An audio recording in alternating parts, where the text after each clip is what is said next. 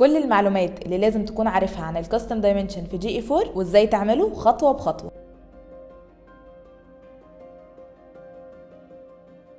في الفيديو اللي فات اتكلمنا عن الايفنتس وقلنا ازاي نقدر نعملها من على جوجل تاج مانجر ونستقبل الداتا بتاعتها في جوجل اناليتكس 4، وكمان شفنا الايفنت بارامترز في الديباج مود. وللاسف لو لسه ما اتفرجتش على فيديو الايفنت مش هتعرف تطبق اغلب اللي هنقوله في الفيديو هنا، فالافضل تشوفه وترجع تكمل. طب ايه بالظبط اللي هنعمله في الفيديو هنا؟ مبدئيا هنغطي كل المعلومات اللي محتاج تعرفها عن كاستم دايمنشن في جي اي 4، وايه معنى الايفنت سكوب واليوزر سكوب والايتم سكوب اللي ظهروا جديد عندنا في الكاستم دايمنشن، وامتى اختار كل واحد فيهم لحد ما نوصل معاك للجزء العملي، وهو ازاي نقدر نحول البارامترز اللي بتوصل مع الايفنتس الكاستم دايمنشنز، وازاي نقدر نستخدمها ونقرا الداتا بتاعتها في الريبورت. وعلى اعتبار ان انت لسه جاي من اليونيفرسال اناليتكس، خليني اقول لك ايه الجديد في الكاستم دايمنشن على جي اي 4، واللي بيتلخص في 3 نقط. اولا الليميتس من ناحيه العدد اتغيرت جدا.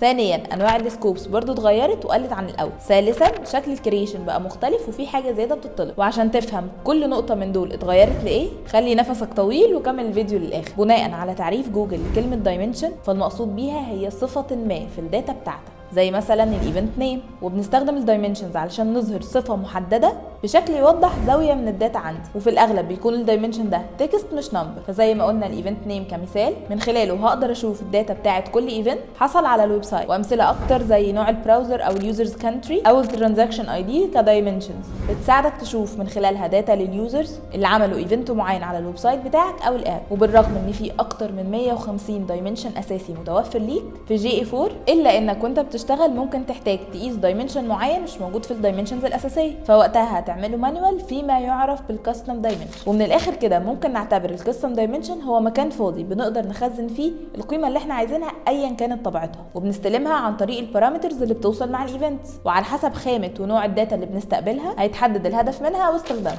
زي مثلا الكلاينت اي دي ككاستم دايمنشن، واللي الهدف منه ان هو يفصل لي الداتا بتاعت كل جهاز بيدخل عندي على الويب سايت عشان اقدر اشوفه من زاويه اعمق. ولو انت مجال شغلك تجميلي وبتحتاج تطلب من الناس تحدد سماتها الشخصيه زي نوع الشعر ونوع البشره علشان تبني عليه قرارات بعد كده، فممكن تخزن القيمه دي في كاستم دايمنشن وتشوف بيها الداتا علشان تعرف عددهم والانتراكشنز بتاعت كل فئه عندك على الويب سايت. ولو استخدمت الكاستم دايمنشن قبل كده في اليو اي، فاكيد عارف ان كان في 4 انواع من السكوبس، وهم الهيد والسيشن واليوزر والبرودكت. بس في جي اي 4 كل حاجه بتتمحور حوالين الايفنت، فبقى عندنا حتى الان يعني 3 انواع من السكوبس، وهم الايفنت سكوب واليوزر سكوب والايتم سكوب. والسؤال هنا امتى بتختار كل واحد فيهم؟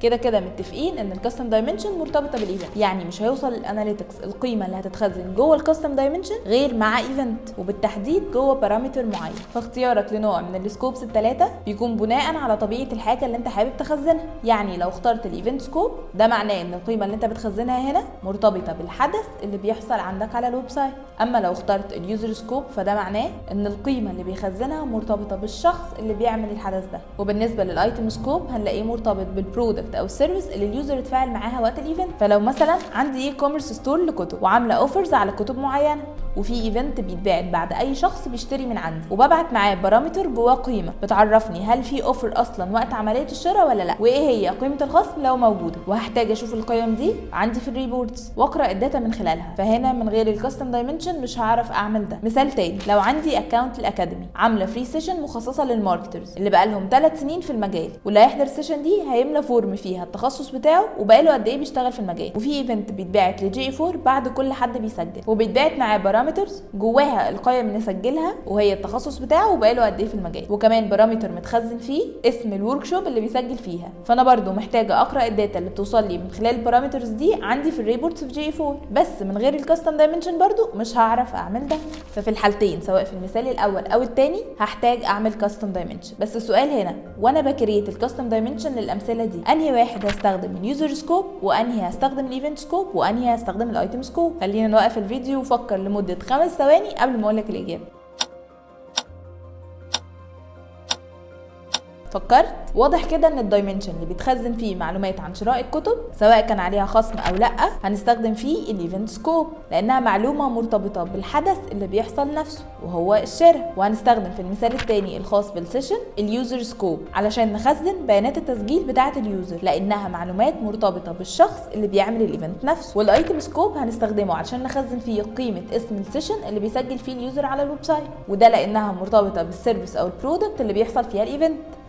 لو عايز تعرف ازاي تقدر تنفذ نفس الكونسبت بتاع مثال خصم الكتب هتلاقي فيديو كامل عندنا بيشرحه خطوه بخطوه بس على اليو اي. افهم الكونسبت الاساسي وخليها تحدي بالنسبه لك، وحاول تطبقه على جي 4، بس ده طبعا بعد مذاكرتك لفيديو الايفنتس. هتلاقي الفيديوهين تحت في الديسكربشن. كده انت عرفت ايه هي الدايمنشنز والكاستم دايمنشنز وانواع السكوبز الجديده. فتعالى بقى ندخل جي 4 نفسه ونجرب نعمل كاستم دايمنشن خطوه بخطوه، على اعتبار ان احنا عندنا بيج في ويب سايت لعرض ماركتنج ورك شوب وفيها 2 كول تو اكشن بوتنز، واحد احجز الان والتاني لعرض محتوى الورك شوب، والاثنين بيتبعتوا في ايفنت واحد وهو الكول تو اكشن بوتن كليك، وبيتبعت معاهم بارامترز البوتن تكست. فاحنا دلوقتي محتاجين نعمل كاستم دايمنشن يستقبل قيمه بارامتر البوتن تكست عشان نقدر نميز ما بينهم في الريبورت. نفتح جي 4 وندخل على ادمن سيكشن، نختار كاستم ديفينيشنز وبعدين نضغط على كرييت كاستم دايمنشن. هنكتب اسم الدايمنشن اللي احنا عايزينه بس لازم يكون ديسكريبتيف عشان نقدر نتعرف عليه في الريبورت. نخليه مثلا سي تي اي بوتن نيم، نحدد السكوب بتاعنا وهنا هنستخدم الايفنت سكوب، وممكن نكتب ديسكريبشن يعرف لنا الكاستم دايمنشن بشكل اوضح، بس ده مش اجباري فهنقدر نعمله سكيب. بعد كده بنختار البارامتر بتاع الايفنت وهو البوتن تكست وبعدين نضغط سيف، وهنحتاج نستنى 24 ساعه علشان نقدر نشوف الداتا بتاعه الكاستم دايمنشن عندنا في الريبورت. السؤال هنا، انت تقدر تعمل كام كاستم دايمنشن على جي 4؟ مسموح لك تعمل لحد 25 كاستم دايمنشن على مستوى اليوزر سكوب، و50 على مستوى الايفنت سكوب، و10 على مستوى الايتم سكوب. بس خلي بالك قبل ما تبدا تنفذ اي كاستم دايمنشن لازم تفكر كويس هل انت فعلا محتاجه على مستوى البيزنس بتاعك ولا لا. كده انت عرفت كل المعلومات النظريه والعمليه اللي انت محتاج تعرفها عن الدايمنشن والكاستم دايمنشن في جي 4. لو عايز تعرف ايه هي المتركس وازاي نعمل كاستم مترك خطوه بخطوه يبقى هنستناك الفيديو اللي جاي. ولو استفدت فعلا من الفيديو ده ما تنساش تسيب لنا رايك.